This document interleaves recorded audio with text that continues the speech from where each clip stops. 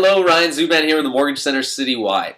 One of the more common questions I get asked is fixed or variable. Which is the way to go? Which is better? We're going to really tackle this topic next week, but for now, the first question you should be asking yourself is, do I qualify for a variable?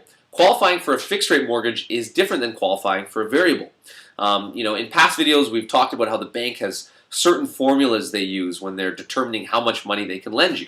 So basically what they do is enter your income, your debts, the expenses with the property, and what your potential mortgage payments will be. Now, based on all those numbers, that's going to spit out the max mortgage amount that you're going to qualify for.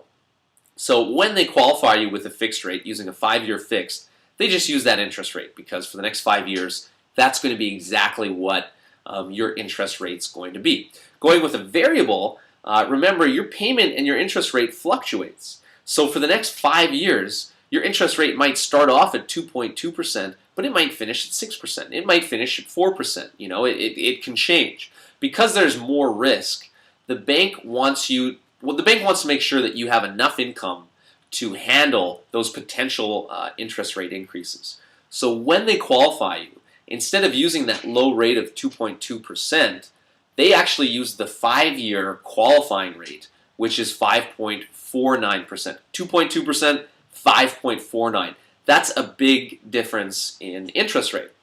I want to give you an idea of what these numbers really mean.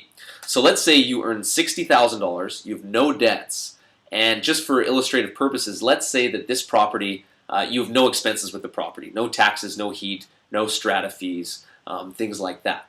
Qualifying with a 5-year fixed rate, let's say we're going to use our best 5-year fixed of 3.69%. On a 25-year mortgage, that person is going to qualify for a mortgage of roughly $340,000. Now, using the same numbers, but going with a variable rate, trying to qualify using a variable, remember we have to use that higher interest rate of 5.49.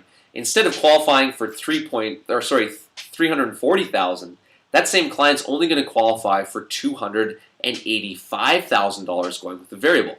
That's a 15% difference between the two. So this is important to know because when you're looking for a home, and let's say you're looking at properties that are at the high end of your affordability range, you may not have the option of going fixed or variable. 5-year fixed may be the only way that you can purchase these properties that are on the expensive side of what you're looking at.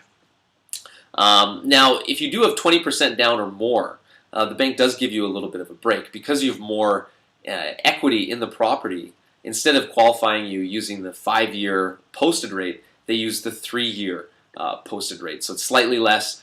This will improve how much you qualify for, but still there is that difference between qualifying with a fixed or a variable. To find out how much you qualify for with a fixed or going with a variable, contact me. I'm Ryan with the Mortgage Center Citywide.